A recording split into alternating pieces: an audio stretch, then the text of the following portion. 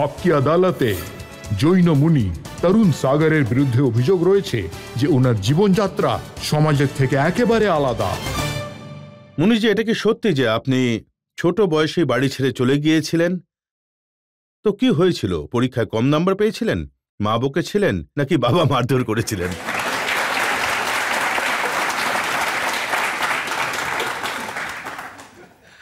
দেখুন, আমার যে ত্যাগ সেটা গড গিফটেড। আর না এমন কিছু ঘটেছে, আর না এমন কিছু কেউ দেখেছে, না মা বকেছে, না বাবা রেগে গেছেন। সবই ঈশ্বরের ইচ্ছে। আর যে শিক্ষা আমি পেয়েছি, যার কারণে আমি বাড়ি ছেড়েছি, পরিবার ছেড়েছি, সংসার ছেড়েছি, আর মহাবীরের পথে চলে এসেছি। আর আমি মনে করি যে রজতবাবু, আপনিও ছেড়েছেন আর আমিও ছেড়েছি, তবে দুজনের একেবারে গোড়াতেই পার্থক্য। আর সেই পার্থক্যটা হলো, আমি ভগবানকে পাওয়ার জন্য সংসারকে ছেড়ে দিয়েছি, আর আপনি সংসার পাওয়ার জন্য ভগবানকে ছেড়ে দিয়েছেন।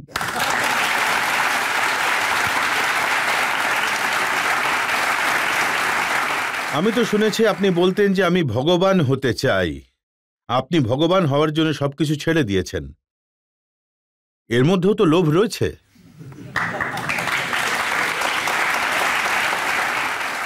বলা হয়, এই জগতে বলা হয় যে কিছু পাওয়ার জন্য কিছু ত্যাগ করতেই হয়, কিন্তু আমি নিজে মনে করি কিছু পাওয়ার জন্য কিছু ত্যাগ নয়, বরং কিছু করতেও হয়। মাত্র 13 বছর বয়সে ক্লাস 6-এ পড়ার সময় কি এতটা জ্ঞান হয়ে গেছিল যে ত্যাগ কি জিনিস, সন্ন্যাস কি জিনিস, ভগবানকে কোথায় পাওয়া যাবে? কথায় আছে না, कि समझदार के लिए सारा काफी होता है और जो ये ना समझे वो उम्र भर होता है। আমি শুনেছি আপনি নাকি জিলিপি খেতে খেতে সন্ন্যাসী হয়ে গিয়েছিলেন। ছোটবেলায় আমি জিলিপি খেতে খুব পছন্দ করতাম। 6ষ্ঠ শ্রেণীতে পড়তাম। আমি খুব বেশি লেখাপড়া জানি না, 6ষ্ঠ শ্রেণী অবধি লেখাপড়া করেছি। আর 13 বছর বয়সে আমি বাড়ি পরিবার ছেড়ে দিয়েছিলাম। তো ছোটবেলায় আমার জিলিপি খুব পছন্দ ছিল। স্কুল থেকে বাড়ি ফিরছিলাম, আর একটা হোটেল ছিল, ওখানে বসে আমি জিলিপি খাচ্ছিলাম। পাশেই যিনি আমার গুরু আচার্য পুষ্পধন সাগর মহারাজ বাবু, ওনার প্রবচন চলছিল। আর প্রবচনে উনি বলেছিলেন, তুমিও ভগবান হয়ে উঠতে পারো। এই শব্দটা যখন আমার কানে ঢুকলো, তো জিলিপির রস তো পড়ে যেতেই লাগলো, আর ভগবান হয়ে ওঠার রস তৈরি হয়ে গেল, আর আমি বেরিয়ে পড়লাম। কিন্তু ভগবান হওয়ার জন্যে খাওয়া দাওয়া ছাড়লেন, নেশা ছাড়লেন, পোশাক ছাড়লেন। এখন কি মনে হয় না যে বড্ড ভুল হয়ে গেছে, আগেই ঠিক ছিলাম? আমার নিজের সিদ্ধান্ত নিয়ে কখনো আফসোস হয়নি। একটা সংকোচ আমার মনে অবশ্যই ছিল যে আমি জীবনে কখনো কোনো মরা পোড়াইনি। কিন্তু একদিন আমার মনে হলো যেন মহাবীর আমায় বলছেন, তরুণ সাগর, তোমার জন্ম মরা পোড়ানোর জন্য হয়নি, বরং মরতে বসা সমাজে প্রাণ আনার জন্যই হয়েছে। আর আমি সেই দিন থেকেই সমাজে প্রাণ প্রতিষ্ঠার জন্য বেরিয়ে পড়ি, আর আজ অবধি সেটাই করছি আমি। কিন্তু সাংসারিক ক্ষেত্রে শুনেছি আপনি দিনে একবারই খাবার খান, আপনি স্নান করেন না, আপনি ব্রাশ করেন না, দাঁত পরিষ্কার করেন না। এটা কি ধরনের জীবন? আপনি একদম ঠিকই শুনেছেন। আমি নগ্ন হয়ে থাকি, দিগম্বর হয়ে থাকি। দিগম্বর অবস্থা হলো একেবারেই প্রাকৃতিক রূপ, যথা জাত মুদ্রা। জৈন শাস্ত্রতে বলা হয়েছে, মুনি হলেন সেই ব্যক্তি যিনি সমাজের নগ্নতাকে ঢাকার জন্য নিজের দেহের বস্ত্র খুলে ফেলেই দেন। কিন্তু মুনিজি, এ তো পুরনো যুগের কথা। এই একবিংশ শতাব্দীতে বিশ্ব আজ কোথায় পৌঁছে গেছে, আর আপনি বিনা পোশাকে ঘুরে বেড়াচ্ছেন? আমার নিজের মত হলো, প্রথমে বিশ্বের এটা জানা দরকার যে দিগম্বর মুনি আসলে কেমন হন। শুধু এই কয়েকটা ময়ূরের পালক আর এই যে জলপাত্র কুমণ্ডল, এইসব নিয়ে কেউ মুনি হয়ে যান না। মুনির ব্যাপারে 4টে পংক্তি আমি কবিতা রূপে বলতে চাইব। कि दिगंबर साधु किसे कहते हैं, दिगंबर मुनि किसे कहते हैं? जिसके पैरों में जूता नहीं, सिर पर छाता नहीं, बैंक में खाता नहीं, परिवार से नाता नहीं, उसे कहते हैं दिगंबर मुनि। जिसके तन पर कपड़े नहीं, जिसके मन में लफड़े नहीं, जिसके वचन में झगड़े नहीं, जीवन में कोई रगड़े नहीं, उसे कहते हैं दिगंबर मुनि। जिसका कोई घर नहीं, किसी बात का डर नहीं, दुनिया का असर नहीं, और जिससे बड़ा कोई सुपर नहीं, उसे कहते हैं दिगंबर मुनि। जिसके संग बीवी नहीं, जिसके साथ टीवी नहीं, अमीरी गरीबी नहीं, नाश्ते में जलेबी नहीं, उसे कहते हैं दिगंबर मुनि। আর রজতবাবু, আমি আপনার থেকে জানতে চাইবো, আচ্ছা এই বিশ্বে এমন কোনো ব্যক্তি আছে, আমি হিন্দুস্তানের কথা তো বলছিই না, এমন কোনো ব্যক্তি আছে কি এই বিশ্বে যার কখনো মাঝির দরকার হয়নি, কখনো কামারের দরকার হয়নি, কখনো স্বর্ণকারেরও দরকার হয়নি, কখনো তেলির দরকার হয়নি, কখনো আজ অব্দি মুচির দরকার হয়নি, কখনো আজ অব্দি ধোপার দরকার হয়নি? এমন ব্যক্তি আপনি সারা বিশ্বে খুঁজেও পাবেন না কোথাও। কেবল একজন ব্যক্তি রয়েছেন, তিনি হলেন দিগম্বর মুনি।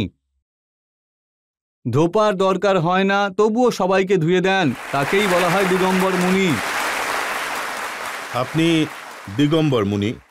ঢাকার জন্যে কখনো ময়ূরপুচ্ছ ব্যবহার করেন, যখন বসেন নিজের সামনে ডেস্ক রেখে দেন।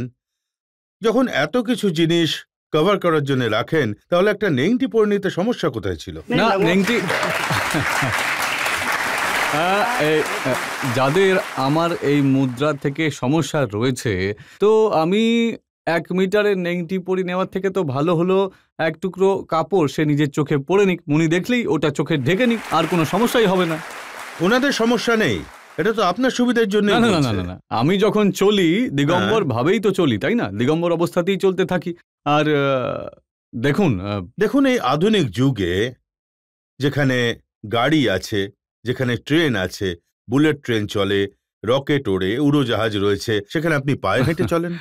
পায়ে হেঁটে এই কারণেই ঘুরি, কারণ সে যদি গাড়িতে বসে তাহলে তো গাড়ির তো ওনার কাছে নেই। মুনি তিনি হন যিনি তিল তুষ মাতবি পরিগ্রহ নিজের কাছে রাখেই না, থাকে শুধু এই কয়েকটা পালক আর এই কুমণ্ডল। আপনি যদি গাড়ি করে যান, যদি ট্রেনে করে যান, আরো বেশি লোকের সাথে দেখা করতে পারতেন, আরো বেশি জায়গা কভার করতে পারতেন। আপনি আদালতে আসতে আপনার 6 মাস সময় লেগে গেল। আপনি বলেন বাঁচুন আর বাঁচতে দিন, প্রথমে নিজে বাঁচুন। যদি আপনি নিজে বাঁচতে শিখে যান, তাহলে বিশ্ব বাঁচার রসদ নিজেই পেয়ে যাবে, আপনাকে আলাদা করে কিছু করতেই হবে না। মুনিজি, সময়ের সঙ্গে সব বদলে যায়। দেখুন, ভগবান মহাবীরের আমলে তো ফোন ছিল না, মাইক্রোফোন ছিল না, অথচ আপনি মাইক্রোফোন ব্যবহার করেন, আপনি ফোন ব্যবহার করেন, আপনি বইও লেখেন। দেখুন, একটু অ্যাডজাস্টমেন্ট করা দরকার। মহাবীরের যে সিদ্ধান্ত রয়েছে, ভগবানের যে সিদ্ধান্ত রয়েছে, জৈন ধর্মের যে সিদ্ধান্ত রয়েছে, আমি সেই সিদ্ধান্তকে বদলাতে পারবো না, দৃষ্টান্তকে বদলাতে পারবো। 2 2 4 আগেও হতো, 2 2 4 আজও তাই হয়। তো এটা শাশ্বত সিদ্ধান্ত, এই বিশ্বে মানুষ যাবে আসবে, কিন্তু আপনি আমায় বলুন, আমরা এমন মুনিও দেখেছি যিনি বিমান ব্যবহার করেন, হেলিকপ্টার ব্যবহার করেন। ওটা মহাবীরের মার্গ নয়, ওটা মহাবীরের মার্গ নয়, ওটা অপবাদ মার্গ। মহাবীরের মার্গ যেটা আসল, মহাবীর তো রাজকুমার ছিলেন, মহাবীর রাজকুমার ছিলেন, রাজপুত্র ছিলেন, কিন্তু একটা সময় ওনার বৈরাগ্য আসে আর উনি সবকিছু ত্যাগ করেন। একটা কথা মনে রাখতে হবে যে মহাবীর বলেছিলেন কিছু পেতে গেলে কিছু ত্যাগ করতে হয়, অল্প অল্প পেতে হলে অল্প অল্প ত্যাগ করতে হয়, অনেক কিছু পেতে হলে অনেক কিছু ত্যাগ করো, কিন্তু যদি সব কিছু পেতে হয় তাহলে সব কিছু ত্যাগ করো। এই ত্যাগের কথাই যখন উঠছে, এই দেখুন, আমি আপনার ওখানে যে পত্রিকা ছাপা হয় তাতে আমি দেখেছি অহিংসা মহাকুম্ভ, এতে আপনার ছবি ছাপানো রয়েছে, পদ্মফুল তৈরি করা হয়েছে, তার উপরে আপনি বসে রয়েছেন, চারপাশে মহিলারা রয়েছেন যারা আরতি পাত্র নিয়ে দাঁড়িয়ে রয়েছেন। তো এখানে ত্যাগ কোথায়? এখানে শুধু পাওয়া।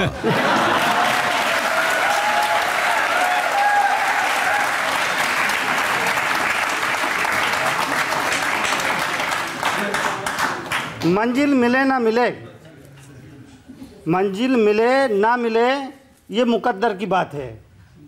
हम कोशिश ही ना करें, ये तो गलत बात है।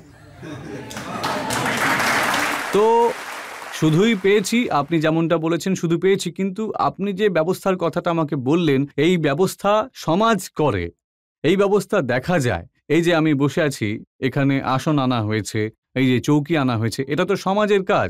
তারা আদর দেন, সম্মান দেন, এটা সমাজের ডিউটি। আমার যদি নিচে বসার দরকার পড়ে আমি নিচেও বসে পড়বো, ওপরে বসার দরকার পড়লে আমি ওপরেও বসে যাব। ওপরে সিংহাসনে শুধু এই জন্যই বসতে হয় কারণ ওটা বাধ্যবাধকতা।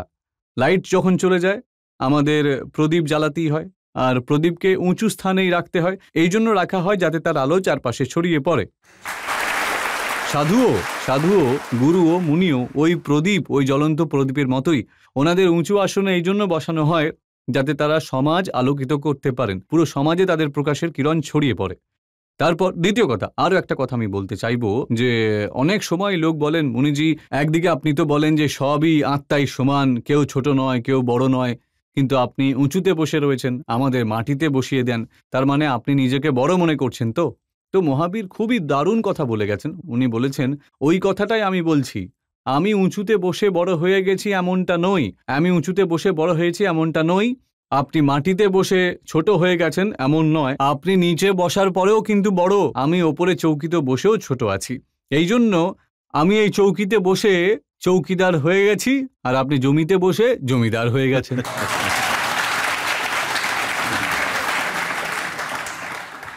এটা আমাদের বলুন যে 13 বছর বয়সে আপনি যে ভগবান হতে বেরিয়ে পড়েছিলেন, ভগবানকে হয়ে গেছেন নাকি আরো একটু বাকি আছে? আমি সবে পথ চলা শুরু করেছি, আর এখন ওই রাস্তা ধরেই চলছি। কত জন্ম সাধনা করতে হবে এটা বলা খুব মুশকিল, এত সহজও নয়। ঠিক আছে, মানুষ আমায় খুবই শ্রদ্ধার চোখে দেখেন, খুবই মন থেকে দেখেন, কারণ ওটা ওনাদের নিজেদের শ্রদ্ধা। তবে সবেমাত্র আমি পথ চলা শুরু করেছি, আরো অনেক চলতে হবে।